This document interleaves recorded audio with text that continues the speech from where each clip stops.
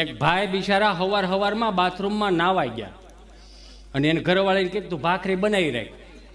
તો ભાખરી બનાવતા ઓલો બાથરૂમમાં ગયો ને તો ભાખરી બનાવતા ફોન આવ્યો અને ફોન હતો ભાઈનો.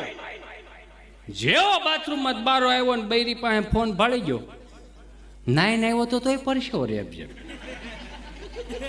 ઓ નાઈન આવ્યો ટાઢો બોળ થઈને આવ્યો તોય પરસ્યો રે આપજે. હું કામ મિત્રો, કારણ કે ફોન અવળી જગ્યાએ હતો. એ હાથમાં ફોન ભેળ્યો ને મીડો ઘૂંટડા ઉતારવા થૂકના. એ કે શું છે? કાંઈ નહીં, એક બે ફોન આવ્યા ને એક મેસેજ આવ્યો છે, હું જોઈ લઉં. કોનો મેસેજ? હું એ જ જોઉં છું કે મગન મંડપ વાળો એમ કેમ કહે છે કે દીકુ જમી લીધું?